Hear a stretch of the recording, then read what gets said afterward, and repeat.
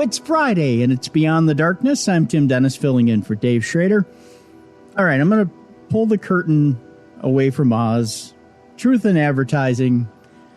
I'm going to shoot straight with you guys. So I'm talking to Dave on Messenger. You know, he's over in England right now. I don't know what he's doing over there. Probably trying on the Queen's jewels, for all I know. And I say to him, you know, hey, I got the Gary Busey episode coming up, and I moved it to Friday because, you know, I wanted to do the Elvis commemorative episode on Thursday. And he goes, Gary Busey? Nah, wasn't a good episode. And I went, what? Because I listened to it, and I had edited it, and you know what? It sounded pretty good to me. I thought it was entertaining. I thought it had some decent stories and even some out there theories. And he went, no. Find something else. So, guys, here's the conundrum. I got something else for you today. But if you'd like to hear Gary Busey, here's what I got going for you. Here's what I'll do. And I'll do it just for you folks. Because Dave claims I don't love you. It's not that I don't love you. I don't love you as much as he does. I still love you a little bit. Here's what I'll do. If, and only if, I receive enough emails, I won't say what the number is, but if I receive enough, if there's enough of a groundswell to hear the Gary Busey episode again, I will include it and tag it on the end of one of the episodes next week, because it's kind of a shorter interview with Gary. If not, no harm, no foul. We'll revisit it sometime in the future. No big deal. We just won't be in a rush to do it. How does that sound? Does that sound okay to you? It sounds okay to me. Today, however, we've got a couple of very great guests, and we're going to explore a couple of different things. How does a little Trinity theory and the code of creation sound in the first hour? We're going to talk with Marie D. Jones and get the theory from the time that this was recorded about using creation and your ability to use creation and the power of God. Kind of cool, huh? In the second hour, we're talking to Peter Robbins. And Peter Robbins is an expert on the Rendlesham Forest.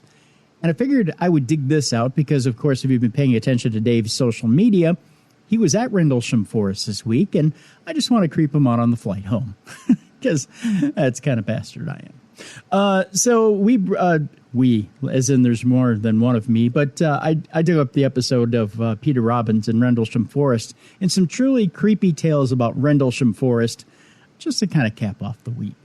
So without further ado, here's Marie D. Jones up first on Beyond the Darkness. Good evening and welcome. This is Darkness Radio, your home for the best in paranormal talk radio. I'm your host, Dave Schrader. Along with me, Mally Fox, Tim Dennis, and we are here with you Monday through Friday, exploring the strange and unusual world around us. Good evening, guys. Good evening. Evening. We've got an old friend joining the show again tonight, Tim. Yes. I know she's been on with us quite a few. I don't think, well, yeah, maybe has she been on with us since you've been a part of the show, Mally? Maybe the 11:11 time prompt phenomena? Yes. Was that one of the shows you were here for? Mm-hmm.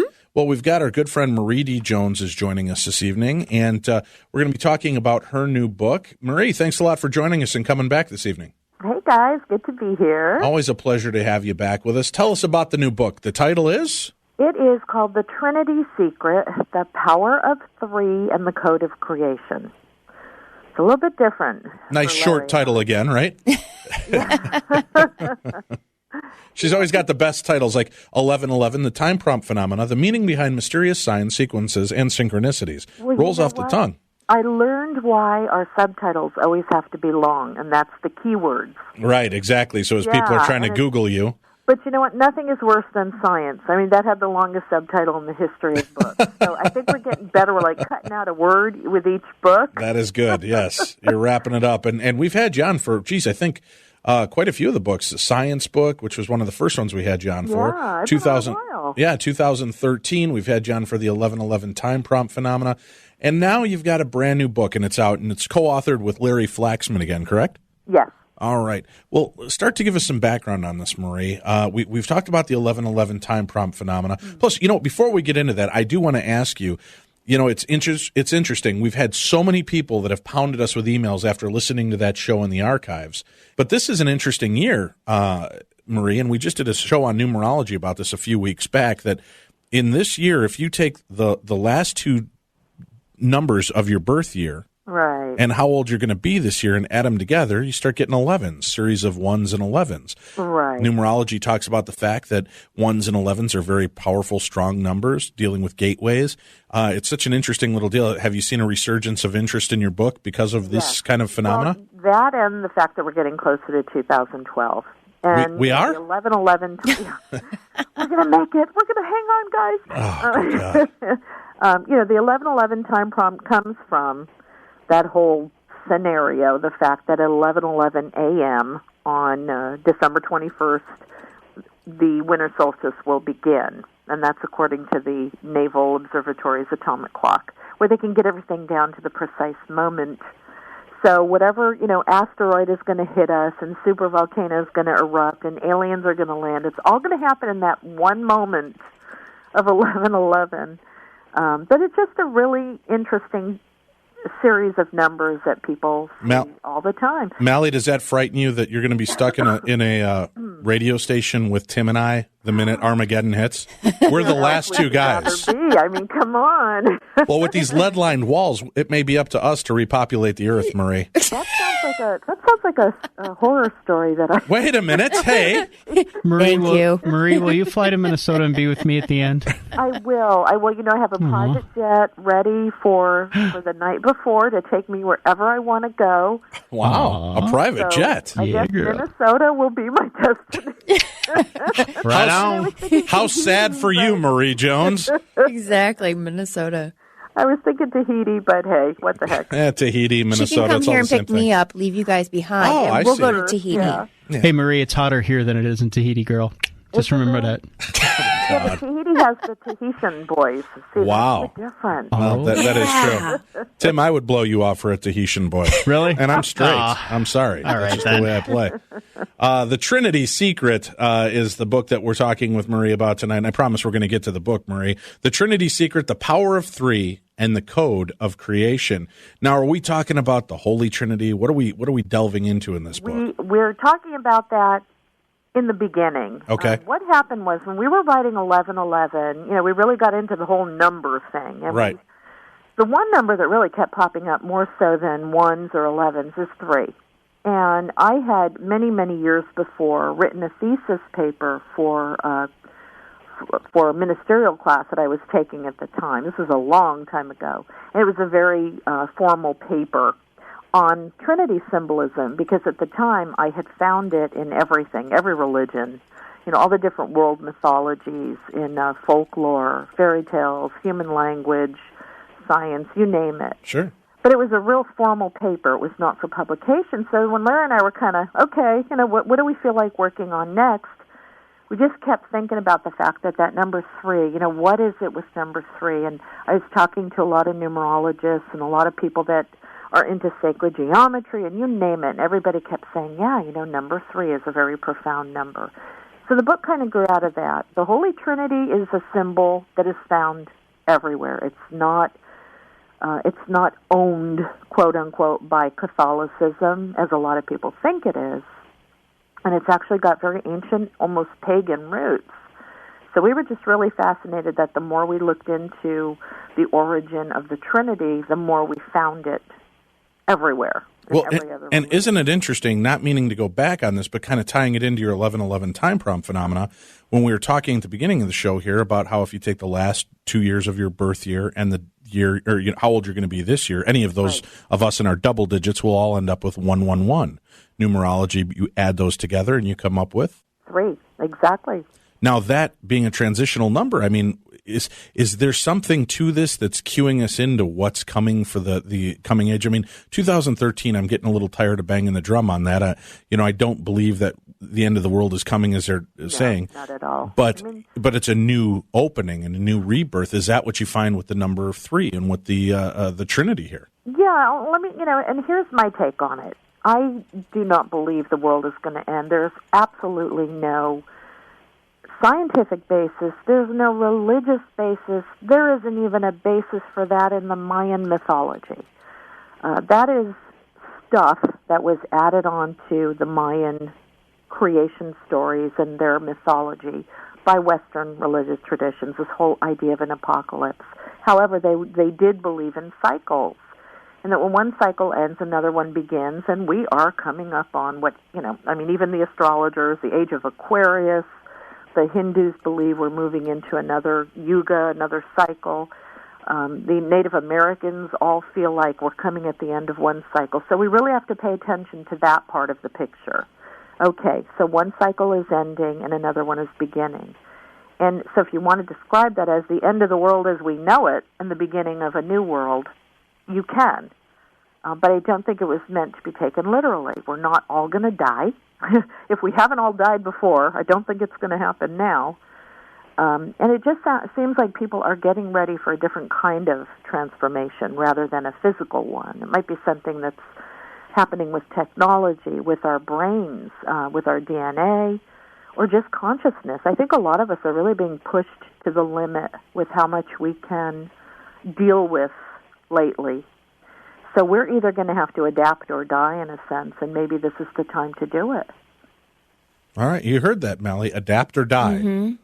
And I mean, that's a little harsh. But if we're going to have to change or we're going to go back, we're going to really suffer for it. I mean, I think if we keep going the way we have been, we're going to start suffering for it. Now, are you religious in nature, Marie? Oh, hell no. Okay.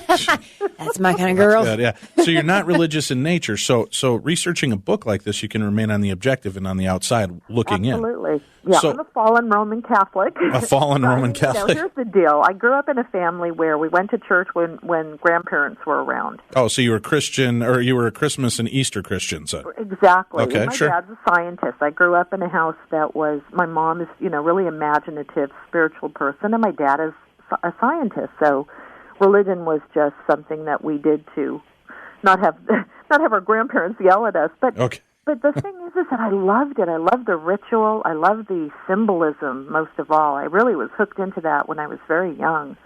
Why do they use all these really cool symbols, the cross and this and that. And so I really started studying. I, minored in world religion in college because I was fascinated with the commonalities. It's like, we have all these religions. They're all saying the same thing. And yet we're all killing each other over the differences instead of focusing on the commonalities. So I have a real interest in religion, but I also don't have a whole lot of respect for organized religion. Let's put it that way. All right. Well, then doing the research for this book and working into it, let's start with the most famous of the Trinities that people think of is the Holy Trinity, the Father, Son, and Holy Spirit. Now, what does that mean to you in relation to the research that you did for your book? Well, we looked at the history of what the symbol has meant to Christians and the Catholic Church. The difficulty with the Trinity is that for, a long time now, well over 1,000 years, there's been a whole lot of confusion as to really what the Trinity was describing. We grew up as Catholics believing that the Trinity described the face of God, the persona of God. But there was always argument, well, how could God be the Father, the Son, and the Holy Spirit? Where does Jesus fit in, and what the hell is the Holy Spirit to begin with? I mean, nobody seemed to know. The funny thing is that when you go back and you look at how the Trinity symbolism shows up in other religions, how it shows up in paganism and ancient Greek and Roman philosophies, you start to see that they're talking about a process, not a person. And it is the process of creation.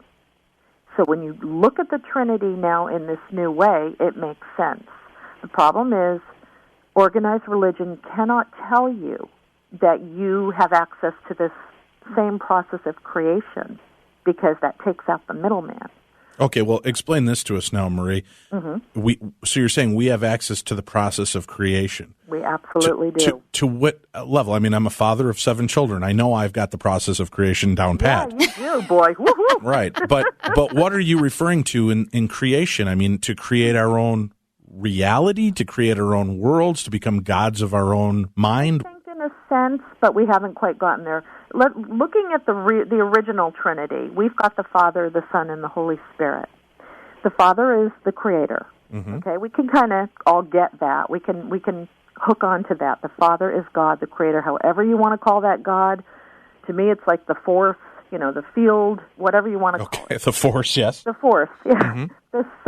The Son aspect, again, in Christianity and Catholicism, Jesus represented the Son as the physical manifestation of God on the earth. So the Son is the creation. So you've got the Creator, you've got the creation, Father and Son. The one in the middle is the Holy Spirit. That is the act of creation. You cannot have something out of nothing without some type of action. And the interesting thing is many other religions refer to the Holy Spirit as the breath of life, the activating agent, the Spirit. So for those of our visually in need listeners, to paint the picture, is this basically the Father is Dr. Frankenstein?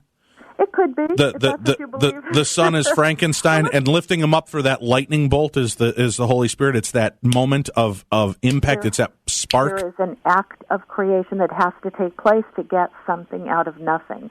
So you can have a creator, and I think this happens on 2 levels. Mm-hmm. Obviously, it happened on the level that got us here on Earth.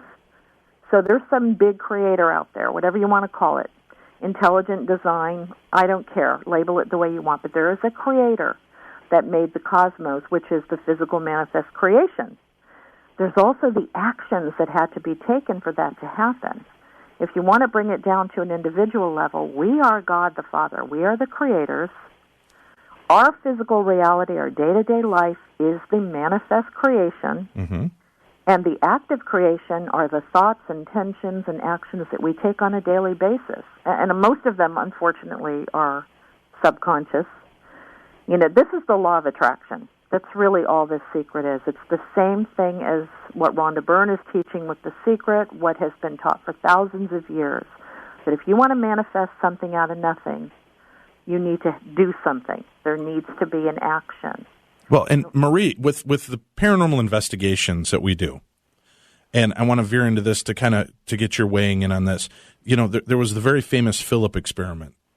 And are you familiar with that? Is that the one where they created the ghost? Right. Yeah. There's the stories that Jackie, the little girl ghost at the Queen Mary, is a non-existent ghost. She's not a real thing. There was no child that died aboard. There was no child that died.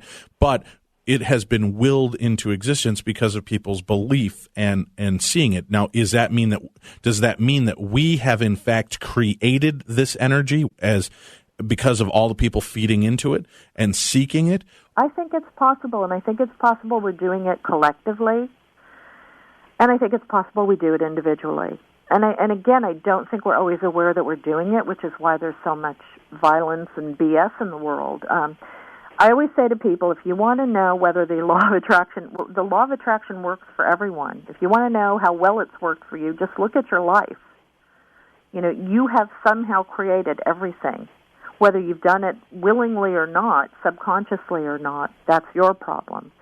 But it does work. The job that you're in, the vocation you have, the spouse that you're with, those are all things that you wanted to create that you didn't have at one point. So you wanted to take something out of nothing, and you had to take certain action steps in order to do that.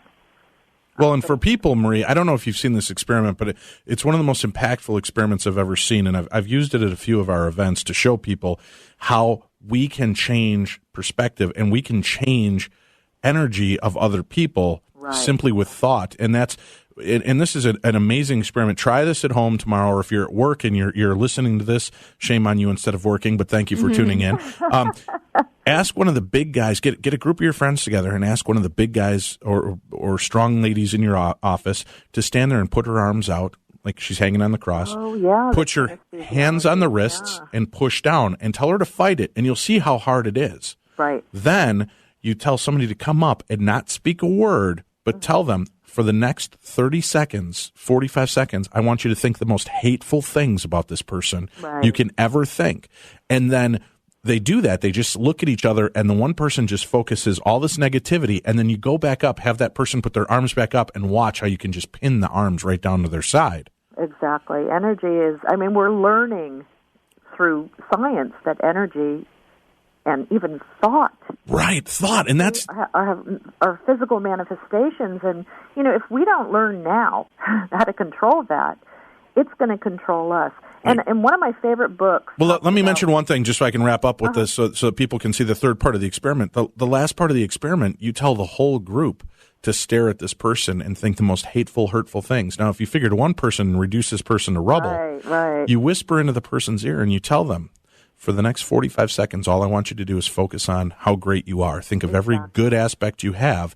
And then after you've got this whole room of people focused on one person, thinking the most hateful, horrible things about them, that person puts his arms back up, you can't budge them again. Right. Because it's their own beliefs have influenced their energy. And it is such an amazing deal to see the way that our energy can interact and influence each other. Absolutely. One of the best books, and I'm sure you've read it, is Power versus Force, Dr. David Hawkins, where he talks about doing that with lying, having people tell the truth, and, they're able to maintain their power, and having them lie. And the whole, kinesthetic experimentation really shows you how the body is linked into thought, and how thought has energy to control the body. Why do we not get this? And it's the power of the human mind. And so with the Trinity concept, all of that falls into that middle realm of the Holy Spirit that for so long has tripped people up. What is it? It is when we want to create reality in our personal lives, or even collectively as humanity, this is what we think, believe, intend, perceive on a daily basis, and it accumulates, and the accumulation is our life. Being in the paranormal field, the vast majority of things people see comes from their individual perception, not necessarily from something that's actually there. Right. Right, and it's even the thought and the perception of what they thought can actually influence other people to claim that they then saw the same thing. Exactly. Yeah, Larry's done some experiments where he's planted ideas, planted things like, starting out with a group of people that have no clue that they're in a location that is supposed to be haunted, and just planting ideas. Okay, on the 4th floor, a little girl died, and you might hear her calling out to her mom, saying, "Mommy, Mommy, I miss you." And, I'll be darned, 90% of the people by the end of that night will claim that on the 4th floor they heard the voice of a little girl saying just that. And I always, when people play EVP, it drives me nuts when they say, okay, this next EVP, you're going to hear a male voice saying, "Johnny, come here." Because the mind will latch on to that and hear it, whether it's on that tape or not. And I actually have, done that with myself. If somebody leads you or suggests that you're going to see something in a haunted location, you're going to hear something on an EVP, your mind kicks into overdrive in order to really make that happen. And it just goes to show you how powerful our minds are. Wow, that's very impressive. And when putting that together and seeing how we can influence each other. And I think that's then where the mass hysteria comes from, right? How that trickle-down effect and watching one person interact. And if you don't believe it, folks, you ever walked into a room after somebody's had a fight, and they may not even be in that room anymore, and you walk into that thick pea soup wall that's left there, and how that affects and bogs you down, or even psychic vampires. Exactly. Those people that you meet that within 5 minutes of talking to them, you feel completely drained and you just want to be anywhere but talking to this person. Right. They're emotional drains. Right. And for some reason, because emotion and thought and all that stuff is invisible, we just cannot admit that it's real. We are a prove-it-to-me society, so what we can't see, we just sort of sweep under the rug. But we know this is happening. People have subjective experiences all the time, especially in the paranormal. And you can't really brush millions of experiences under the rug. Something's going on. But that doesn't always mean that there is a physical entity in the room or an alien or what have you. Sometimes I believe we are creating it out of a desire to, out of fear, out of expectation, because somebody told us that's what we're going to see. Right, we're setting ourselves up for these experiences to occur. Yeah, and it makes it really hard for real paranormal research because it's like, okay, well, now you got to take that next step to sort of weed out what is coming through personal perception and what might actually be there physically. And sometimes the lines are really finely defined, you know. How do we do that? I mean, how do you differentiate that? Well, I have no clue. Well, thank you, Marie D. Jones, our guest this evening. Good night. You know, I mean, you know, like what Larry's trying to do where you're planting ideas and you're trying to do these different psychological experiments. That's great because they tend to work all the time. But there will still be opportunities when something will happen that goes completely against that. And it's just that dang repeatability factor. I think we're dealing with stuff that is so inconsistent and erratic, and some of that is because of us. I mean, we as the observers and participants are not consistent. Who knows, maybe 10 years from now, we will have such controls over our own minds that we will be able to come up with some really good, solid experimentation that can be repeated over and over and over again. But for now, I don't know how you, without getting some real valid physical evidence that people can put their hands on, I don't know how you delineate between something that was created between a group of people with very powerful emotions and thoughts and something that was there before they even walked into the location. Right, and then you run into the fact, though, that the question then begs itself, or did you begin to create this thought? Did this start to happen because there was something already there? Yeah, it's really tough. Well, it's the egg or the chicken. Right. Well, now we know the chicken came first. I don't know if you saw that news story. I did not. They actually showed genetically that there would have had to have been I'll send you the link. It was just a few days ago that there would have to have been a chicken first. Baloney. So that whole thing, you know. But I know what you mean. It's like I always say, how do you prove is a haunted house haunted if there is nobody there to observe the haunting? You know, we go back to the quantum level and the idea that the observer effect can really change the outcome of an experiment at the quantum level. Well, what if that's happening on the bigger, grander scale? Does there have to be an observer, whether it's a human or a camera, in order for something to manifest, to be observed? Or is this stuff just going on all the time? Our guest this evening, Marie D. Jones, she's a co-author of The Trinity Secret, The Power of Three, and The Code of Creation. Marie D. Jones and Larry Flaxman are the authors of that book. Marie, what's your website people can check out? Our website together is paraexplorers.com, and that's P-A-R-A, Paraexplorers. Paraexplorers.com, and then do you have a website for yourself as well? I do, but it's not up right now. I am having, it got hijacked. Oh. I know, it's so lousy, but people are goofy. I'm hoping in about a week to have it all straightened out. And that's usually my website is mariedjones.com. All right. Well, we're going to take a quick break. We'll come back. We'll talk more about the book. We'll be back with more of the best in Paranormal Talk Radio right after this.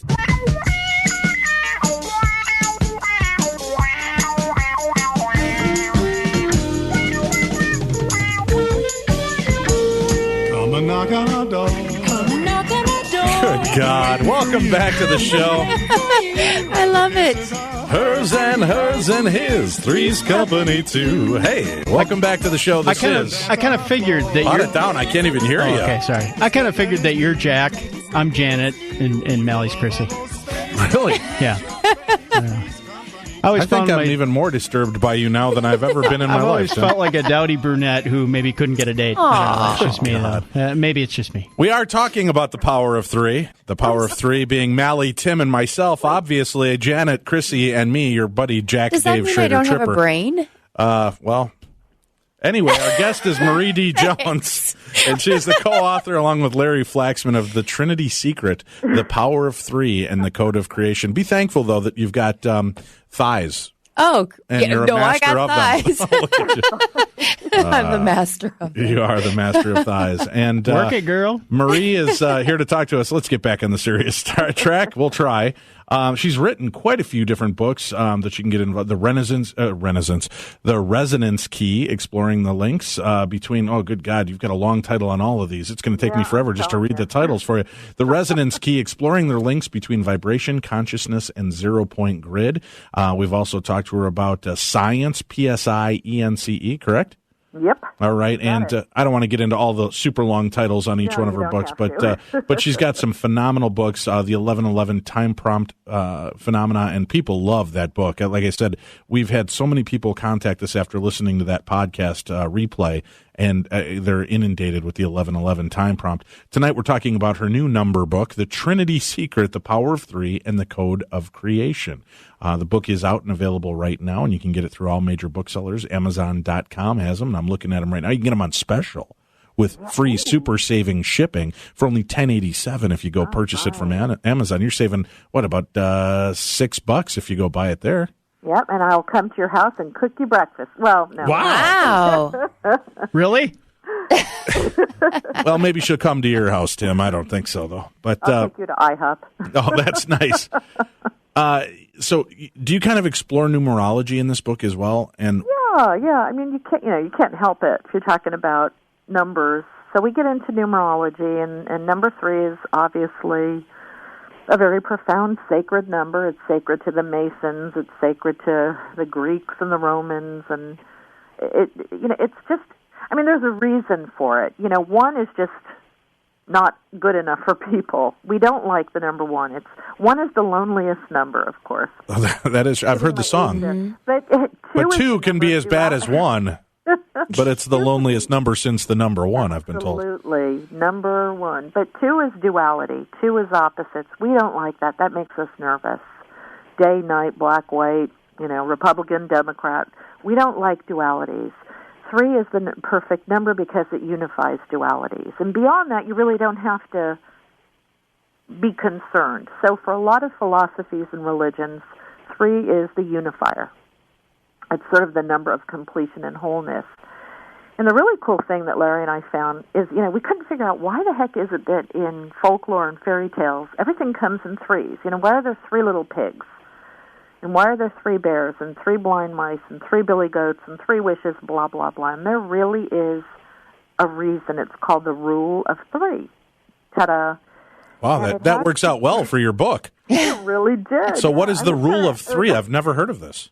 Yeah, it's really cool because it governs a lot of human language, and you'll hear it a lot in politics and speeches, the way that words that are grouped into 3s or chants or anything really. You mean like Obama's, yes, we can. Exactly. And yes, we can. Yes, we can. But think about, my favorite is George Bush Sr. He did it twice. Read my lips, no new taxes.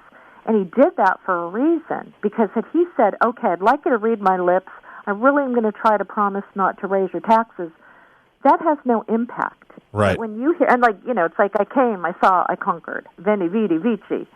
And this rule of 3, what it does is it's a progression towards perfection. You start at the bottom with something that's powerful, but what it does is it leads up to the most powerful. So I came, I saw, I conquered. Conquered being the most powerful aspect. Or, of course, there is the very famous statement, c'est la vie, c'est la guerre, c'est la pomme de terre. That is life, that is war, that's a potato. All right, maybe that didn't work as well as yours. But, okay, so the rule of 3 actually... I like that, though. You like that? The rule of 3 does... I think about this, and this is going to be... I'm totally outing myself as a man here, but you notice what attracts men. You walk by certain shops, and it says girls, girls, girls. Location, location, location. And what is the XXX? Yeah, what is the best rating for a good movie? Triple X. Yeah, Triple X. We totally glom onto 3, and we do it subconsciously. And again, it's because you see it once, X-rated, big deal. Right. Listen to Marie. Oh, that's cool, but 3, come on, And it's just like with that real estate, location, big deal. Location, location. It just doesn't have the same impact until you add that third word. And with fairy tales, you start with the weak little pig, or the little baby bear, or the little billy goat. And as you notice, there's a progression towards the most powerful, the smartest, the strongest, the most resilient, the most resourceful. So there is a progression from beginning, middle, and end, just like we have in our movies and novels, the 3-act structure. We see it in speeches, fairy tales, and because we respond to it. And one of the reasons why we respond to it is because of the Trinity. We respond to getting something out of nothing and going through that progression whereby you do that. You know, if you read a fairy tale, they have very powerful endings, and they're meant to really impart life lessons, even though you think, okay, 3 billy goats, big deal. But when you get to the end of that and the troll is sent up the river, you know, there's a real sense of satisfaction. There was a challenge. A lot of fairy tales include 3 different challenges that have to be overcome, or 3 obstacles.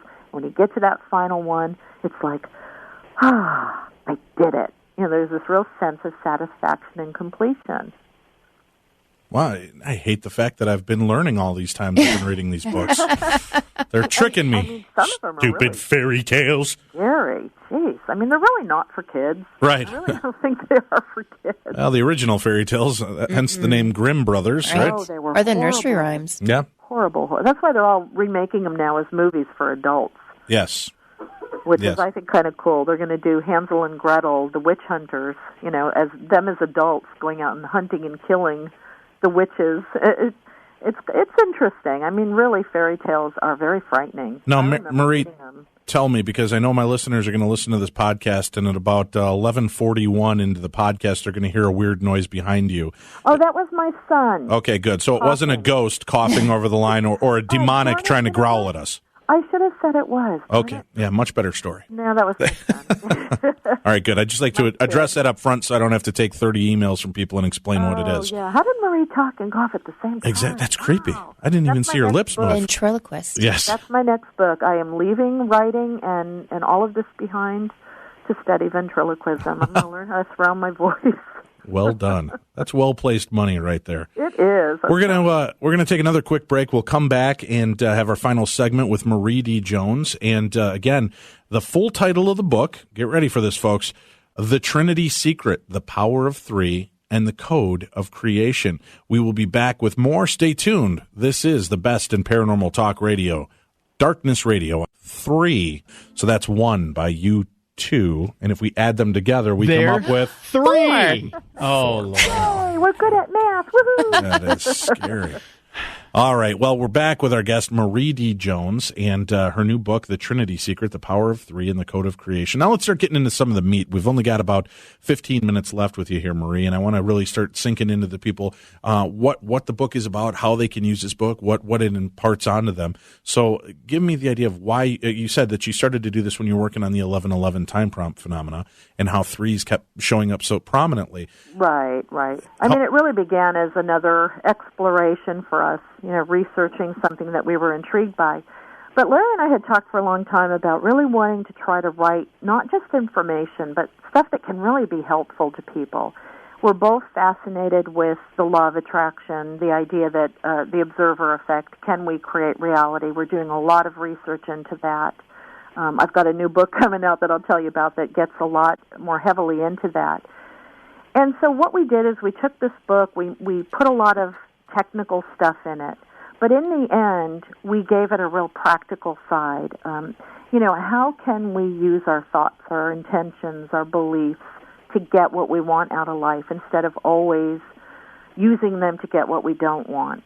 So we're really, really proud and excited that this book, it kind of has a little bit of a self-help aspect, and it is selling like crazy, which we really thought this book was going to be difficult for people. You know, they weren't going to know what to do with it, but we're really surprised at the reception that it's getting. It's a little controversial for some people, but I think in the end, people understand that all religions, everything, science, mythology, it's all trying to tell us the same knowledge, just with different languages. Well, and yeah, you think about other, we were talking about the pop culture side of things with entertainment and how politicians use things in threes and Right. and like I said, one of the funny things when we do investigations, Marie, is the 3 is the magic number. At 3 a.m., that's when all hell breaks loose. There seems to be a power about that. And for God's sakes, if we happen to hear That's the demons knocking to get in. Yeah, how come nobody knocks twice? Well, that's what I said. When I 3 times. I always have to tell people that it's not a demon. It's just we all do that. We all knock. Orlando and Dawn. Oh, God, I'm aging myself here. Now, according to an episode of Paranormal State, the reason a demon knocks 3 times is to mock the Trinity. Right, but if you think about us, I've told this, every human, when you go knock on the door, how does just about everybody knock? Yeah. It's 3 short raps. I don't. I keep knocking until my knuckles bleed. I just use the doorbell. But do you ring 3 times now? Probably not, huh? That's obnoxious. No, but she does walk around the carpet 3 times before she'll lay down. It's the weirdest thing. There you go. Like a dog. Wow, thank you for pointing that out, Melly. Oh, my God, that's funny. You never tell the magician's secret. No. Yeah, there you go. Let's talk a little bit about Newton's 3 laws of motion then. What else does that tie into?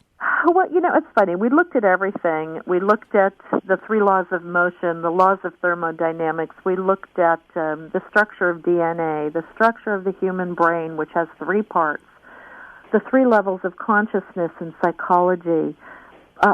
Probably the most fascinating thing to Larry and I was the scientific quantum association with the number 3. And this ties into the paranormal. It ties into everything. We are big fans of David Bohm. I mean, he's one of our favorite physicists. David Bohm had a... Are you a physicist groupie? I am, kind of, yeah. They don't tend to be the hottest-looking guys, but... Rock that genome! Rock it! Let's do this. If we could take Rafael Nadal and give him David Bohm's brain... Oh, there you go. And mix him with David Bowie, he'd even be better. He'd play tennis 3 times as well, wouldn't he? All right. But anyway, Bohm talked about 3 orders of reality. There was the manifest, the physical, the explicate order. That's what we see all around us. That's the Son aspect of the Holy Trinity. There was the superimplicate order, which was sort of the overseer, the supervisor, the godlike creative order. And then there was the middle one, the implicate, hidden, invisible, where all of the actions took place. And what's interesting with the paranormal is that when we talk about things that we don't understand, ghosts and entities and aliens and demons, we don't know where the heck these things are coming from. Mm-hmm. We have some data, some, circumstantial evidence, I don't like to say evidence, that there are these things that are manifesting in our physical reality from somewhere else, whether that's parallel universes, alternate dimensions, but it could very well be that they're coming from this middle implicate order of reality. It is hidden. It's connected to everything else, but we only see the physical manifestations. We don't see the cause. We see the effects. And that's one of the things that we've been emphasizing with people in the paranormal is that, we've got a lot of effects. We have a lot of data. We have tons of EVP and video and pictures. We got to start thinking about where the causes are coming from. And if they're coming from this implicate level, that's where we need to find how do you come up with equipment that can test things on the invisible level of reality? It takes a lot of theorizing. That or a lot of really good weed. It really, and that's actually not as funny as it sounds because, experiments with LSD and DMT, you name it. Graham Hancock writes a lot about opening that part of the mind using hallucinogenic drugs or what have you, opium, peyote. And by doing that, they're opening the third eye. They are, absolutely. Another 3? So Coincidence? Ask yourself, is that where all the paranormal stuff is coming from? Right. Is it coming from inside us, or is it just that we're suddenly able to see it when the third eye is open? And isn't a nickel bag 3 fingers deep? I don't know. I'm asking Marie, because we take our drugs seriously in the paranormal field, don't we? Do you? Yeah. Do you, she says. I don't do those kinds of things, Tim. I'm pure as the driven snow. I don't believe that, because 2 seconds ago you lit up when I mentioned weed. Oh, stop. Is that what the coughing was earlier? Yes. I lit up. Okay, there you go. No pun intended. Yes. When you're doing this type of work, Marie, do you go into it with, here you're talking about the power of creation. Do you go into it with a preconceived notion that this is already going on, and did that make it easier for you to find? No, or were you surprised by how many links came together like this? Yeah, Larry and our next book is on time travel. Now, we will go into that book with a lot of preconceived notions based on research, just things that we've heard and read about. with the Trinity, we had no clue where, and this happened with 1111 too. We had no clue where we were going. In fact, 1111 was suggested to us by our publisher. And we were like, 1111, what the heck is that? So Trinity was the same way. We went into this thinking, we see all these threes. Well, what the heck's going on here? And at that point, we took off and started the research. So we didn't have any other notion except there's something going on. And that was a really kind of fun place to come from, because it wasn't getting down things that we already believed or thought. It was a whole new discovery for us. We were blown away. I mean, Larry especially, he's much more science-oriented than I am, even though I come from a real scientific background. And this has really opened him up to noetics and metaphysics and, the power of intention, and kind of got him hooked on the science behind it as well. Right, so you're getting all that information, and you're looking at these things and all the links and the coordinates that come together, showing this. I mean, with this, and you said it's almost, in a sense, it's kind of a self-help book. Yeah. How can we use the power of three in our lives to create and manifest? I mean, individually, you've got to become your own Father, Son, Holy Ghost. Is that what you're trying to tell people? Yeah, I mean, and we've had ancient philosophers pretty much say we are all walking trinities. We have to accept responsibility for our realities, our individual lives.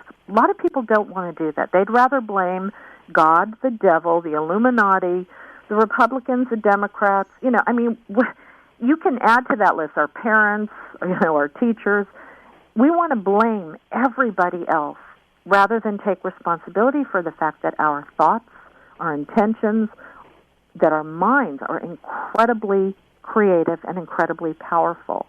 What you focus on is what expands in your life. If you want to be a creator and you want a very specific creation, maybe a new job, a new, a spouse, whatever, making more money, you really, really better focus your thoughts, your beliefs, and your intentions toward that goal, or it will not manifest. And this is what we're trying to tell people, that if you are not fully aligned, your subconscious and your conscious mind, with what you want to create out of nothing, or, get something out of nothing, you're going to continue getting what you don't want. If you're going to bitch and moan and complain more than you're going to focus on what you really desire out of life, you're going to get more of what you bitch and moan and complain about. That is the law of attraction at work. Well, and using that law of threes, to get and to create, I've heard you need want, need, and desire. Right. The want to change, the need to have it happen, and the desire. Without all three, in effect, nothing will ever come of it. Exactly. You'll get a little bit on the road, and that's about the end of it. And the Egyptians and the Aztecs and the Mayans, they knew the power of three with the and we talk about the pyramid power. Right. The triangles, the perfect three-sided triangles, things like that actually help to focus energy. Yeah, and the triangle is considered the perfect shape. And it's understanding, too, that if you don't have those three things working in alignment, if one of them is out of whack, and that includes your beliefs. I mean, you can intend or think all the affirmations and positive thoughts you want, but if your belief is, oh, man, this isn't going to happen, you have sabotaged yourself right there. And that's what we're trying to teach people, is that if you don't have all three of these aspects in full alignment, none of them are going to work. What's the name of the book you were talking about, that it's becoming a bigger success than you had imagined? The Trinity, actually. Oh, no. I Melly, welcome to the show. No. I thought it was something else, though, like something about manifesting. I just finished a book that'll be out in August called Destiny versus Choice. Oh, get this title. Destiny versus Choice, the Scientific and Spiritual Evidence Behind Fate and Free Will. And a lot of the self-help stuff, let's say, the law of attraction stuff in the Trinity, I got to really expand on. Because thinking about how much of our lives are predestined and how much of it is up to us, the fact that it might be a blend of the two. And, of course, you get into everything that we're talking about here. How much of, are we creating our life as we go along? And if so, how much are we doing that? Are there outside influences that we have to take into consideration? And I do believe there are. But, again, if you look at your life, the vast majority of what is a part of your life, you created. through your choices, through your desires. Now, maybe a lot of it you don't really want, but that's because you were focusing on what you didn't want rather than on what you really did want. And it's that simple. So, Marie, while yourself and Larry are researching the book, I know you're saying that you can bring negative influence onto yourself, but have you found an instance as you're researching the book where somebody's used the power of 3 in a negative way or for just downright evil? Oh, sure. Sure, absolutely. Hitler. I mean, he understood the rhetoric and the oratory power of using the power of 3. Absolutely. You know, you can create whatever you want. So if you're choosing to create terrorism, that same Trinity process is going to work for you. The law of attraction is neutral. It'll go for you positive, it'll go for you negative. It's one of the reasons why I shun religion, because I don't believe that God is a good thing or a bad thing. I believe that that force is totally neutral. We're the ones that decide how to shape it and what we're going to manifest from it. And that explains all of the evils in the world. You know, I don't like to blame things on demons from another realm. I can look at all of the crap in the world and see how it has been created out of people's negative beliefs, thoughts, intentions, and actions. So, yeah, absolutely. All right. Well, our guest this evening is Marie D. Jones, co-author with Larry Flaxman of a brand new book, The Trinity Secret, The Power of 3 and the Code of Creation. How many books have you two teamed up on now? Trinity is our fourth, and we just signed the contract to do a book called Time Voyagers, The Past, Present, and Future of Time Travel, and that'll be out at the beginning of 2012. Well, excellent. You're going to have to come back with all the new books, Marie. We love having you on the show. Absolutely. What's yours and Larry's website? People can find you again? ParaExplorers.com, ParaExplorers.com. All right, fantastic. Marie, thank you so much for coming on and joining us and spending your evening here with us. Thanks, guys. It's always a blast. All right, thank you. And I want to thank you all for tuning in and being a part of our evening. For Mally Fox, I'm your host, Dave Schrader, along with Tim Dennis. We are the powerful Trinity right here. Make sure to join us again tomorrow night. This is Darkness Radio. The past and the present and the future, faith and hope and charity, the heart and the brain and the body give you 3 as a man.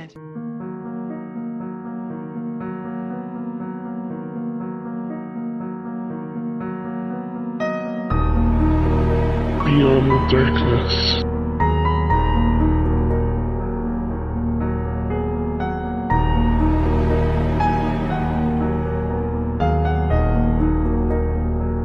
Welcome back to the show. We had an interesting first half with Marie D. Jones talking about the Trinity theory and the code of creation.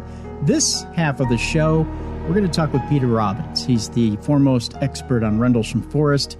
And, of course, Dave was out there in England this past week and got to see Rendlesham Forest firsthand and survive the experience. Spoiler alert. There you go. So, you know, for his plane ride home, I'd figure I'd freak him out, play a show about Rendlesham Forest so he could quake in his seat on the way home. I mean that way. So let's go to the interview now. Here's Peter Robbins talking about Rendlesham Forest on Beyond the Darkness. You're listening to the best in paranormal talk radio, Darkness Radio. I'm your host, Dave Schrader. This evening, we are going to be delving into more of the strange and supernatural. We've got a great guest coming our way. Thanks to our good friend, Jeff Belanger from ghostvillage.com. He recommended that we speak to this gentleman. He said, Dave, you want a good UFO story? Then this is the guy you want to talk to. Our guest this evening, Peter Robbins, is one of the best known and most respected investigative writers with regards to the serious study of UFOs. He's been involved in this field for more than 30 years as a researcher, investigator, writer, lecturer, activist, and author. Peter is a native New Yorker who currently makes his home in Ithaca, New York. We're going to talk about his book, Left at Eastgate, a first-hand account of the Rendlesham Forest UFO incident, its cover-up and investigation, which he co-wrote with Larry Warren, is published by Cosmo Books, NYC, and can be ordered from any of the online book sources or directly from the author. Tonight we're going to discuss the United Kingdom's 1980 Rendlesham Forest UFO incident. And this is the first time that we've discussed this case. Of course, we've beaten ad nauseum the Roswell incident into the ground, Peter, and I'm so thankful I've got somebody on that can talk a little bit different. And it's certainly not beating up on Roswell. I know you've got a great event that you're a part of that we're going to talk about on the show this evening as well.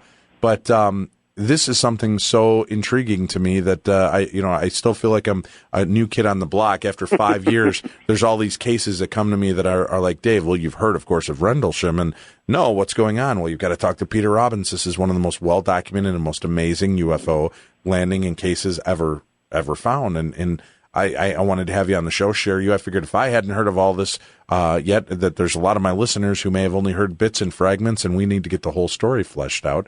So it's a pleasure to have you here with us this evening. Well, it's great to be with you. Now let's start getting involved in this. And first of all, Rendlesham Forest is located in the UK. Yes, it's in Suffolk, England, which is about 80 miles as the crow flies northeast of London. Okay, and this did take place in the year of 1980, correct? In late December, between Christmas and New Year's. Really? Okay. So it was a good time of year. They're coming down for some of the holiday nog, and maybe yes. Now, again, I don't understand how this story has eluded me for as long as it is. So I apologize for my ignorance on this. No, that's okay. I think we Americans suffer from a particular form of xenophobia. In other words, if it didn't happen here, how important can it be?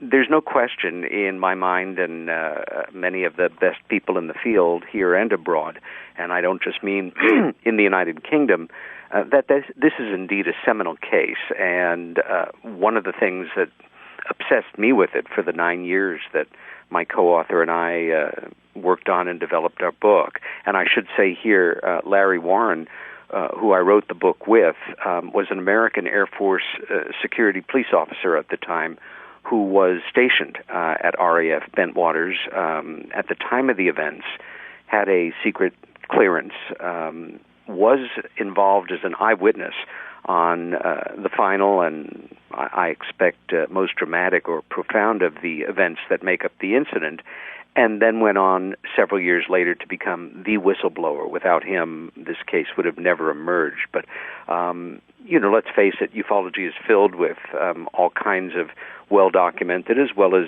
specious incidents, and, how much time do we have to sort through these things? Most people are, trying to make a living and, just live their lives. But it is a terribly important case, and I'm glad to have an opportunity to share some information about it. As I mentioned, Larry and I spent 9 years, and I mean to the exclusion of literally everything else in our lives, returning to England as finances would allow to visit the locations, to win the trust of civilian and military witnesses, and to ultimately publish what still remains the only book on the subject available or written in this country. Well, and that's just amazing to me, especially that it's got this much documentation behind it and this many eyewitnesses that are willing to come forward. Yes. Why are we always beaten with the Roswell story? Like you said, it's like if it happens outside of our country, not as important. Now there's the Canadian UFO Roswell they consider, that took place. There's other sightings and places that we've talked about, but I want to get into the depth. Was this a nighttime landing? Was it in the daylight? What can you do to set the story going for us? It was actually a series of events, and I should say here, because we do have the luxury of a little time, to kind of set the scene. There are two very compelling backstories that have nothing to do with the UFO incidents themselves, but are very much worth noting because they do strike a certain chord.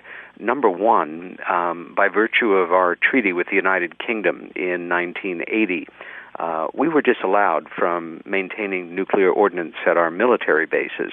I believe that's somewhat different now, but in fact, not only was this huge twin NATO base, it's RAF Bentwaters and RAF Woodbridge, Bentwaters now decommissioned and being developed privately for civilian purposes, that are only about 6 miles apart from each other. But at the weapons storage area, and that's a euphemism for nuclear weapons storage area, we had something like 350,000 kilotons of nuclear ordnance, much of it tactical, meant for field deployment. I don't have a military background, but you can bet in the 30 years I've worked in this field, in part specializing in military and intelligence awareness and involvement in such incidents, And in the 9 years that I focused in on this Air Force event, I had quite a crash course. A 1 kiloton tactical nuclear device has a 10-mile kill radius. In other words, it would look like a 10-mile circle with that middle mile, the bullseye, being glass, and everything in the radiating 9 miles dead or dying. We had 350,000 approximate kilotons of devices. And this was, again, in full violation of our treaty at the time with the United Kingdom. So that was cause for a certain amount of anxiety when these incursions happened. The other thing is, if you or any of your listeners, even just for fun, were to go to a major newspaper in your state or in the country, and look to the major international news story in that last week of December, it revolved around a pro-democracy movement, so to say, in Poland that was radiating out of a shipyard in Gdansk and headed up by a then unknown electrician named Lech Walesa. The Soviets were very concerned that this might spread to the rest of Poland, and put them in a spot where they would feel compelled to crush it, much as they did in 1956 in Hungary. What we, the people, were not aware of, and I'm imagining our news agencies either, was that during that week, literally all fighter aircraft in NATO bases in the United Kingdom and across Europe were already at forward operating locations in West Germany, ready to be deployed should the Soviets roll across the Polish border. We were essentially ready to go to war with the Soviets. So these two events create a very tense background under which these other events I'm about to describe unfold. Okay. Even the best folks in the work, and I guess I'm about as well informed as any civilian in this country, and we are still not absolutely positive whether the events transpired over 2 or 3 separate nights. Some of them may have collapsed into the one night on the second night, but the first night, a number of Air Force security police at the east gate of RAF Woodbridge observed a light going down in the woods. And these were essentially the equivalent of regular cops. Larry was a member of the security cops. They were more a paramilitary detachment. And although it did not seem like a crash, there was no fire, there was no ground impact, there was no explosion, a light going down in the woods very close to 2 highly secured NATO bases must be investigated. And I'm trying to remember now whether it was 4 or 5 of the cops went out there, got permission, drove as far as they could, and then began to walk into the woods. They had flashlights. One of them, as I understand, had a sidearm.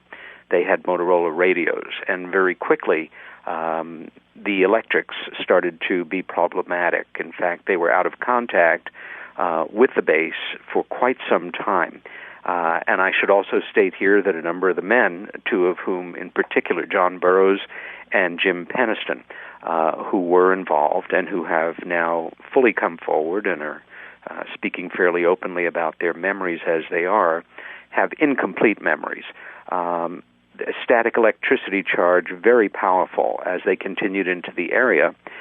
And then they came upon the thing. The thing was a machine under intelligent control. It was triangular. It was coasting, nice as you please, no particular hurry, through the woods. It was about 7 feet or so on each side and tapered up. And it looked to, the surface almost had the appearance of black glass. They got very close to it. Jim Peniston was the first to notice markings on it. I can't call them letters or numbers, but, some kind of hieroglyph. And took out his notebook and began to write what he could to get an impression in his notebook of what he was seeing. Did a drawing. The thing moved through the woods. They got very close to it. Jim touched it. It was warm to the touch, immediately withdrew. John Burroughs, who has been even more public about this and has done quite a number of lectures He's working very closely in developing this material with Linda Moulton Howe, a very distinguished and well-known UFO investigator. And their talks, I've seen several of them, have been extremely emotional. John is still wrestling with something that is terrifying him, that he, even in regressive hypnosis, refuses, so to say, to go through that final door to face this thing that has created quiet havoc in his life for 29 years now. But at a certain point, they took off and returned to the base, somewhat equivocal about whether or not to report it. In the meantime, unknowns, lights seemingly under intelligent control, were coming in over the bases. They were beaming down what we would now describe as something like industrial lasers. And let's remember, this is England. It's early winter. The air is extremely moist. It was a temperate night, so that those beams of light were catching, billions of little bits of moisture in the air, and you could literally see these lines drawn down to the ground. At one point, lights were beamed into the nuclear weapons storage area. And a rumor, a myth, a legend followed this story once it broke, that somehow these lights had affected the ordnance stored in the underground hangars, and that is under layers of earth, steel, and concrete.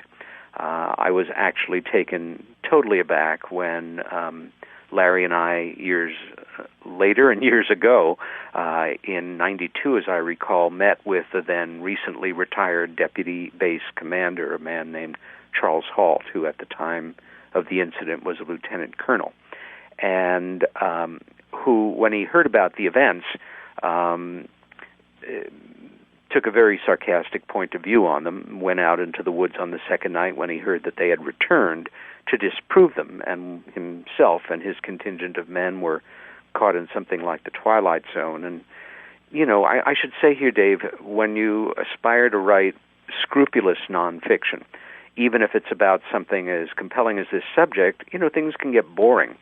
So you look for the drama in the real stories. And when I finally spoke with Mr. Halt and we agreed to meet, he selected the location, which was a shopping mall food court. The mall is called Pentagon City, and appropriately it is right across the street from the Pentagon, and that is where we met him and did an hour and 20-minute interview, which was recorded, and the full transcript is in our book. It's a big book. It's 540 pages or so.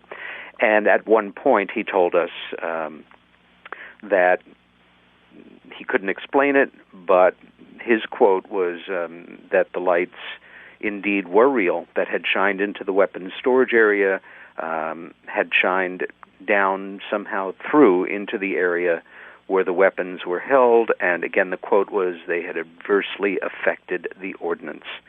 Now, that's chilling to me, and high drama of the first order. Obviously, in saying they adversely affected the ordnance, it didn't affect them in the worst possible manner, because we would only have a bottom part of the United Kingdom, the top part of the United Kingdom, and lots of mutants running around in the southern area. But somehow it disabled the weaponry. The next night, a number of things happened. Some of these objects, I will call them craft, came down into the wooded area, the Rendlesham forest that separates the bases. And this was not mythological or conjecture. Where they came through the forest canopy, they tore out areas of branches, they scraped bark, they left impressions in the soil, equilateral triangles with a circle in each corner. So much for being stealthy, huh? Pretty much. And these pressure points, I will conjecture, the impressions of landing gear. When they did pressure tests, they established that whatever had sat on that triangular apparatus had probably weighed several tons.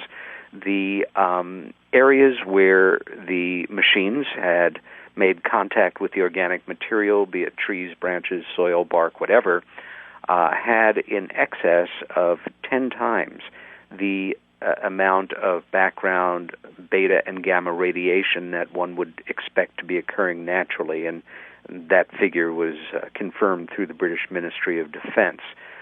Other of these lights were seen moving through the sky around these bases at points almost like a grid pattern, like aircraft in a search or something.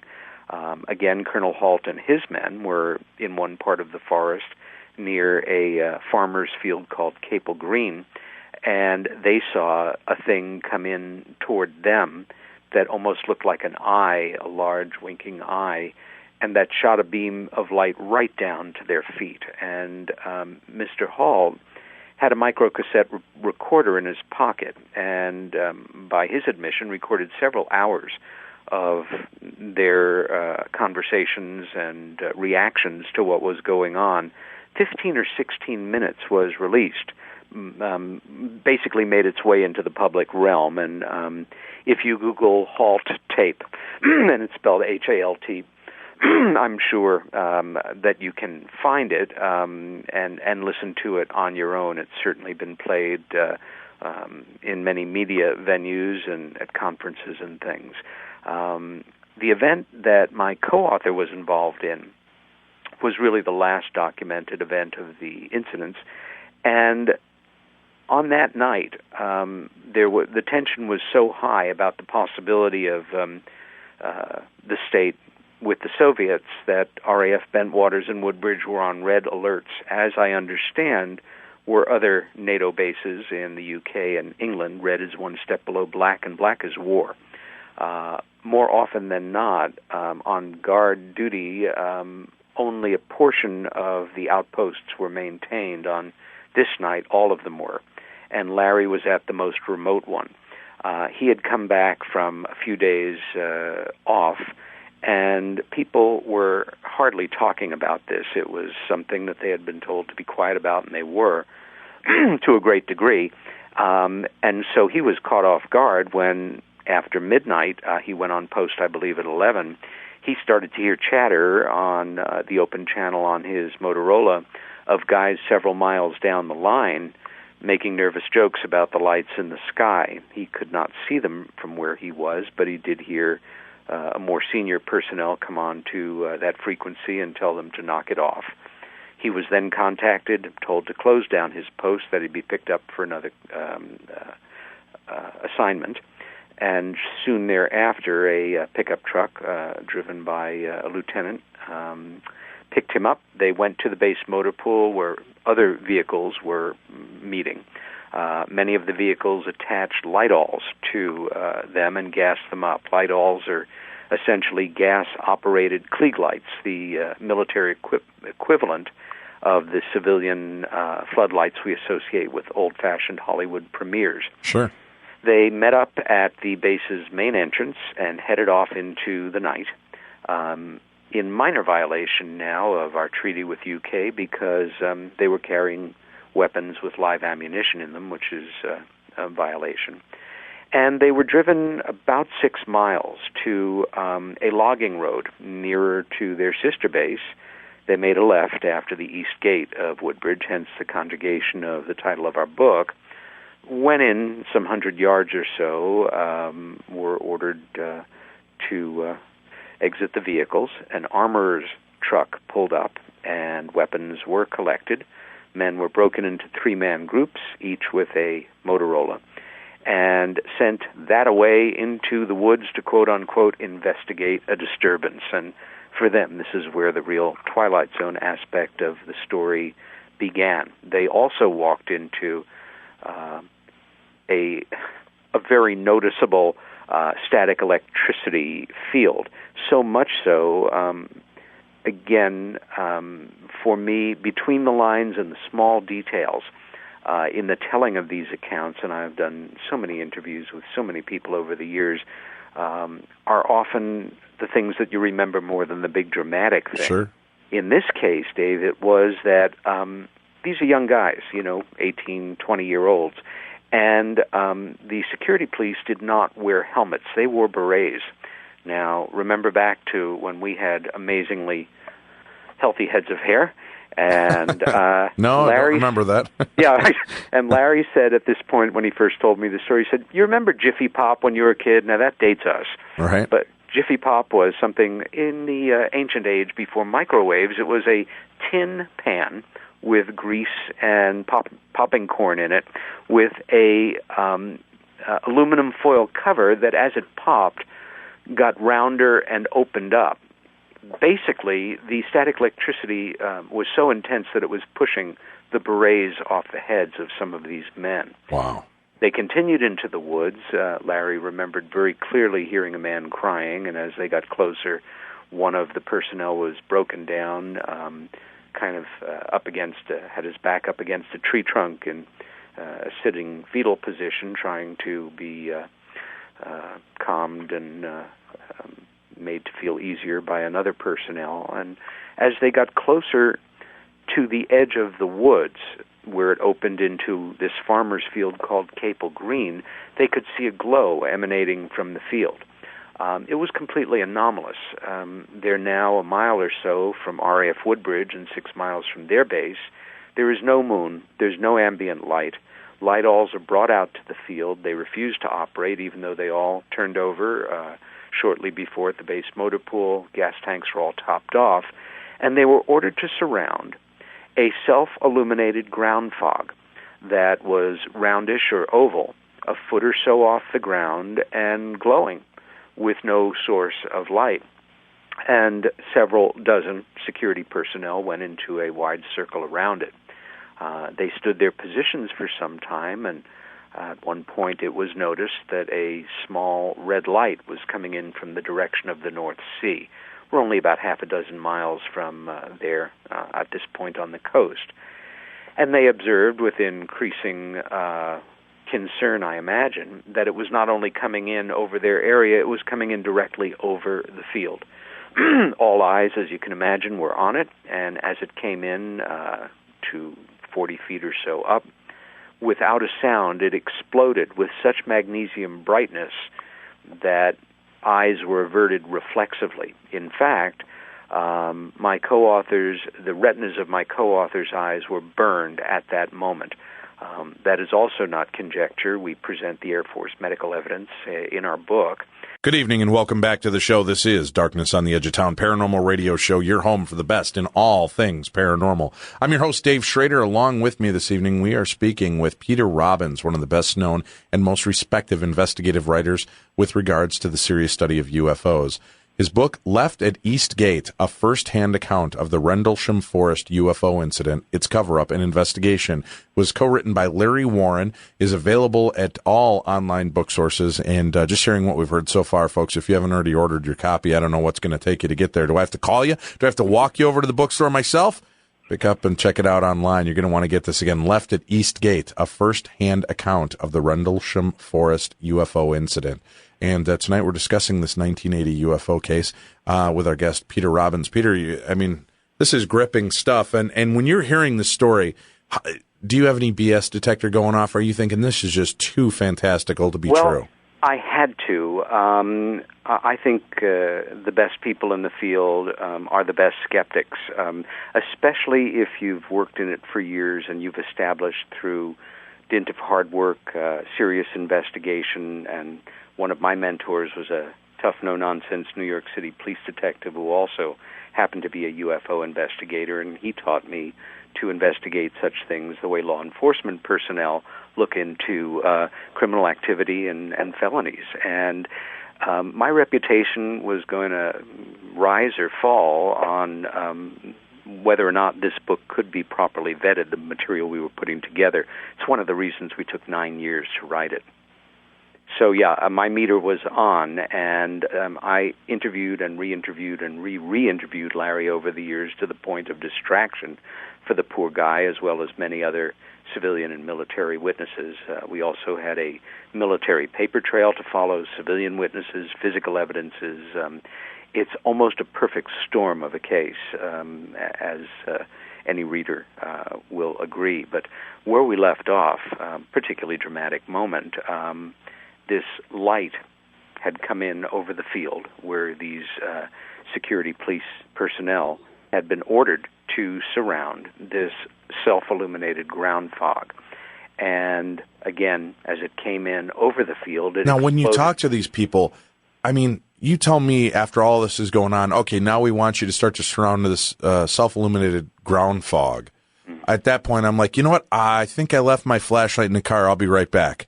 Yeah, the variable there for those of us without military backgrounds is the military and the Uniform Code of Military Justice. You are under orders in a very serious situation. You don't have a choice or an option on whether or not to follow the orders you're given. One of the most disturbing aspects of this, in fact, for me was my sixth sense was telling me, and it was confirmed to a degree by a number of the witnesses I've spoken with over the years, that those giving me orders seemed to have some sense of what might be going on, which is rather, it's completely subjective. It's open to interpretation, but it's enough to flatten the hair on the back of your neck. When the vision was restored, imagine, looking at a wall of 1,000 old-fashioned flash bulbs all going off at once. You're blinded for a number of seconds, and as vision was restored, sitting now in the ground fog was a fully articulated machine of undetermined origin that Larry almost wistfully described in this absolutely hypnotically compelling chapter on the particular night in question.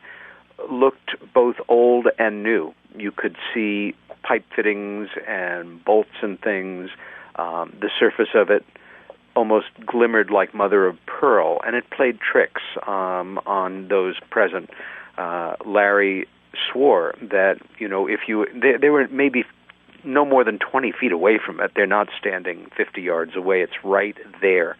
And it was more easily seen if you turned away from it and looked at it with extreme peripheral vision. He also said, and boy, this guy is, when he says it, he sticks by it, that when you would move, it would have, your shadow on it would move, but a second or two later. Now, bear in mind, there's no light behind them to create a shadow. Right. Now, whatever, extraordinary abilities are being exercised here, either technologically or what have you, there's also an element of human shock that we have to factor in, and there's no scientific equation for how best to do this.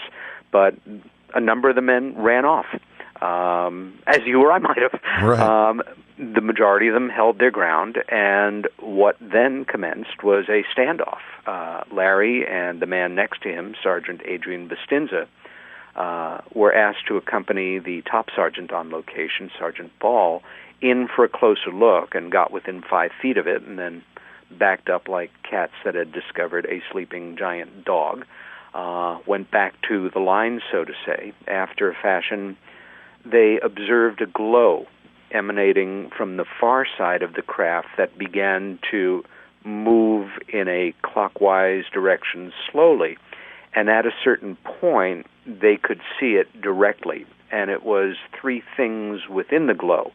And the glow began to recede. And I think it's a perfectly understandable momentary, and I mean a second or two, shock reaction that my co-author had at that moment, which was he looked at these shapes as they were becoming more discernible, and his reaction was, what are children doing out here? This is a military situation.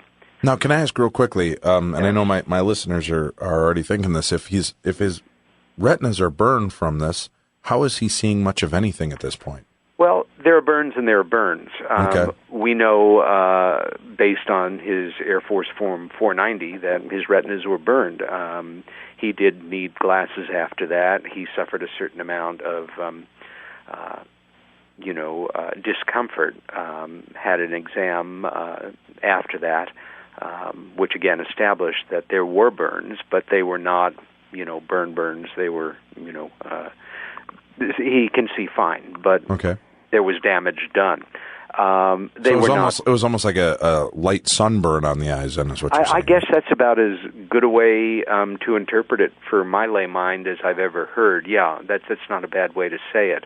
But there were three distinct figures, humanoid in appearance, and unlike ones I've seen depicted in popular fiction, or really any that I've heard in the hundreds of abduction cases, which I've worked on and with, in great part with another mentor, Bud Hopkins, who is really the dean, so to say, the pioneer, founder of serious abduction studies. I worked as his assistant for many years and had the privilege to meet many people who I am convinced went through that extraordinary experience. But they were more stocky, 4 feet or under. They seemed to each have a one-piece, form-fitting type garment, somewhat translucent, and just to cap it off, floating about a foot off the ground. They, if one of my favorite vintage science fiction films, I think it's one of the finest of its kind, is the early 1950s film, The Day the Earth Stood Still, not to be confused with the more recent remake. And there is that moment. That was very kind of you. Yes. Yes, I'm a film maniac too, and I don't get me off on a tangent there. Yes, Keanu Reeves, wonderfully cast as an alien. Anyway, the fact that the men were disarmed before they were sent in there, I think, was either just a standard move. Again, they weren't supposed to be armed off the base, but had they been armed, God only knows what might have transpired right then and there. The standoff continued, but now there were these three beings as well as the machine. Now, remember again, this is all occurring in a few nights between Christmas and New Year's, and there was a round of parties going on in this period, and the base wing commander, Gordon Williams, who enters into this story very deeply at this point, had been notified. And I should say right here, Mr. Williams, he's retired now. I couldn't get close to him, but a dear colleague in England, now deceased sadly, Georgina Bruni, was able to sit down and speak with him in working on her book, You Can't Tell the People. And when she asked him, point blank, if what Peter and Larry maintained and left at Eastgate was true, that he was out in the field that night, he gave her something like a Mona Lisa smile and said, I will neither confirm nor deny my involvement. So it's worth noting. Anyway. Definitely. Peter, we have to take another quick break here. It's going by fast on us. Peter Robbins is our guest this evening. Peter, is there a website or any information people can go look you up and find more info on this? I will have a website up and running soon. Right now they can Google my name and the 3 magic letters UFO. A lot of stuff will come up. Great. Or they can write me. All right. And the email address to write you? Yeah, it's my first initial last name, PROBBINSNY @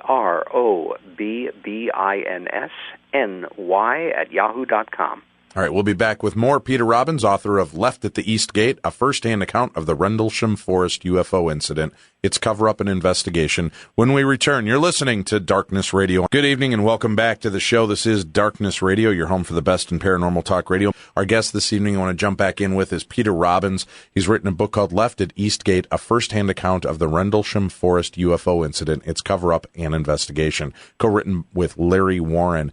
We've got only about 10 minutes left with you, Peter. This story is so compelling. I want to know more. We'll talk tonight and finish this up, but will you come back with us again in the future and take more questions from our listeners and allow us to be a part of that world as well?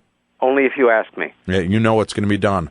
All right, let's hear some more of the story and find out what all happened with this. Yeah.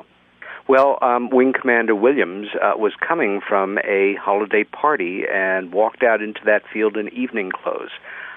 Stepped through the cordon of men, a particularly tall man, looked down from about 15 feet away at these beings who all cocked their head ever so slightly, look at him in the same moment. And the face-off continued very peacefully until the wee hours of the morning. Larry was in the second-to-last contingent, taken off the line and brought back to base and told not to talk about this. We understand, but I can't confirm, that before dawn, the beings disappeared into the craft, we can assume.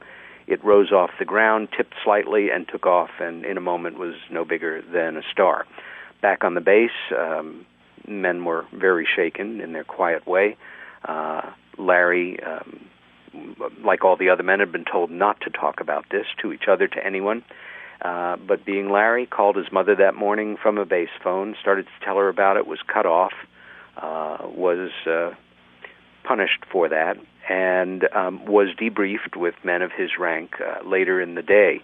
They were shown footage purporting to be UFOs in military situations over the years and ending with some lunar surface footage. My very truest feeling is that it was first-class disinformation, namely a very skillful mixture of fact and fiction to produce a specific result, in this case to frighten these men enough that they would never talk about this, and if they did, they'd sound like raving lunatics. But the story continued, and he was told to be outside of his dormitory, his residence, that night about 8 to have another debriefing.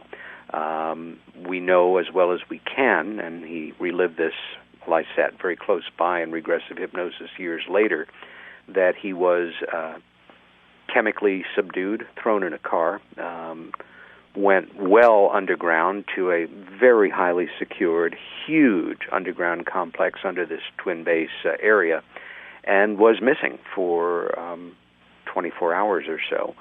And during this time was subjected to a certain number of things to create impressions that he was in the presence of non-human beings as well as human beings. I do not know, nor does he, I think for sure, what the absolute story was.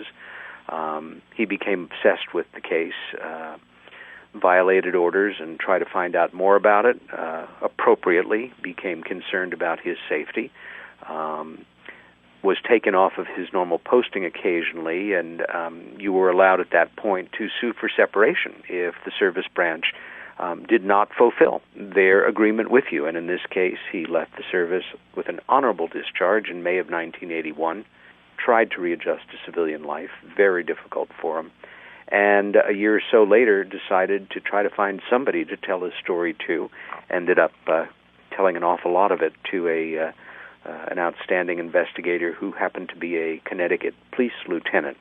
And with the information that Larry gave them, and working with a nonprofit called Citizens Against UFO Secrecy, put together a Freedom of Information Act action that resulted in the release of a one-page report by Colonel Halt on the event. Wow, a whole one-page report?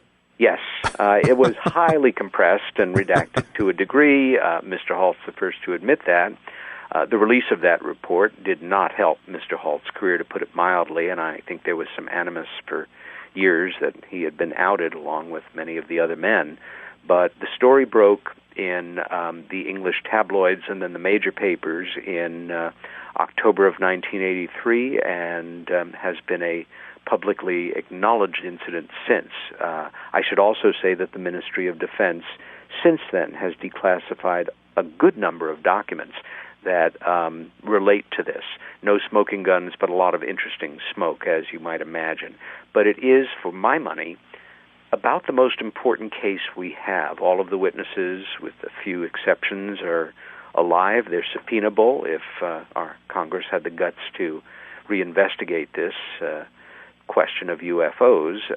It could be the one to blow the top off of it. And as we head deeper into the year, you and your listeners should be aware that this December is the 30th anniversary of the Rendlesham Forest incident. And I can tell you where I'm going to be in late December, sitting in the forest in Suffolk with a number of the guys that were involved, trying to keep warm and just marking this occasion. It hurt many men's lives. I documented 2 suicides. Many of the men who have come forward as witnesses are still under the influence of post-traumatic stress, and their lives have never been the same. It's about the most important case we have.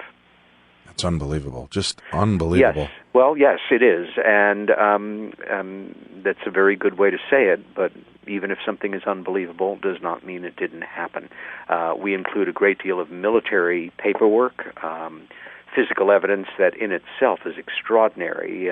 Very briefly, that spot where this thing happened, again, December 1980, we revisited it for the first time, and I've been back there now more times than I can count, in February of 1988, and the spot was discolored, and the soil was different than in the surrounding areas. It was professionally analyzed in late 1990, almost 10 years after the events, and our soil analyst told us some very interesting things that we publish. Number one, that in seed germination tests between affected samples and control samples, it always takes longer for organic material to mature in the affected sample, and there are always mutant variations of the plants. It has more than 4 times the amount of macroscopic metallic particles in the soil, which we could only deduce suggested a powerful electromagnetic force, extremely powerful, that drew these into the area. And the sand content in the soil, and again, you'd expect some because we're 6 miles from the sea, right, was not sand anymore, Dave. It was, in the dispassionate term of our analyst, it was in an interim form of glass, and that's one of the physical evidences that we present for our audience. Unbelievable. That is just, I mean, what a story. And people pick up the book. Again, this is out there, and it's available everywhere through major booksellers. Again, the name of the book is Left at Eastgate, a first-hand account of the Rendlesham Forest UFO incident, its cover-up and investigation, by Larry Warren and Peter Robbins. Thanks. I should say, unfortunately, it's not available through major booksellers, but again, Amazon, all of the online booksellers have it, or I think that's pretty much your major booksellers nowadays. You're right. Well said.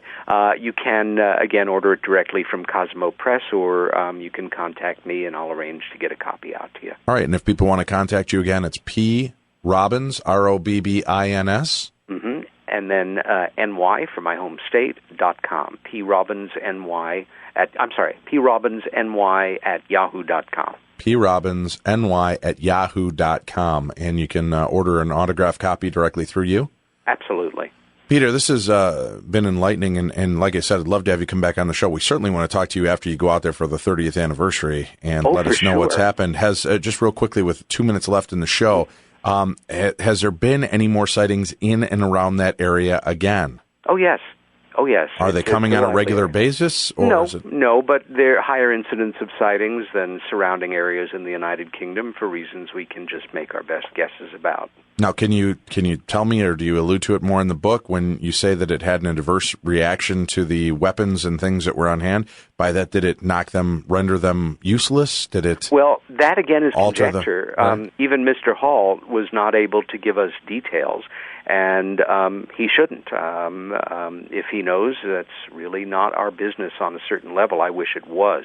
But the fact that he actually confirmed that, and when I have brought that up, he has never denied it, although he's never said anything about it in public, and that's more than understandable. Interesting, considering so many UFO sightings happen around nuclear power plants, nuclear weapons factories, nuclear machines, or not machines, but ships, things that are carrying nuclear weapons. It's like, I know the Reagan is one of the most followed ships, and they've got quite a bit of nuclear work going on there. So, doubly ironic, as President Reagan, when he was governor of California, had a honkin' major UFO incident from the governor's plane. Extraordinary sighting that was confirmed by him and the pilot.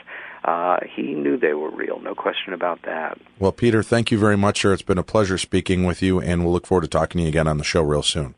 My pleasure as well, Dave. Give me a call, and we'll arrange for the next show. Will do. And thank you, guys. You've been listening to Darkness Radio. Well, folks, that'll wrap it up for another edition of Beyond the Darkness. Thanks to Marie D. Jones and for Peter Robbins for joining us yet again on Beyond the Darkness, albeit in repeat form, but we appreciate it. Hope you had a good week, and hope you enjoyed revisiting some of the older shows with me. Next week, all new shows. We have brand new Supernatural News and Parashare next week. And also a great slate of guests. We'll be talking to Barry Strom next week. Bruce Gernon will join us. and much, much more. We've got some great shows ahead for the next week as well. So make sure that you keep it tuned right here, and make sure that you also have the new Podcast One app. I can't stress this enough. The new Podcast One app allows you to do different things, including join the Beyond the Darkness community. The Beyond the Darkness community is brand new to the app. You just got to check it out for yourself. Again, it's available for Android and for iOS formats. The Podcast One app is truly something you want to check out. And not only do you get Beyond the Darkness with that, you get plenty of other free podcasts out there as well. The entire Jericho Network family is on there. Raven's podcast is there. Conan's podcast is there. Talk is Jericho. Tiger Team Awesome is there. Rock Talk is there as well. So be sure to check it out. The Podcast One app is available in the Google Play Store or at the App Store in your Apple device as well. That'll do it. We'll see you next week. For Dave Schrader, I'm Tim Dennis. Thank you for tuning in to Beyond the Darkness.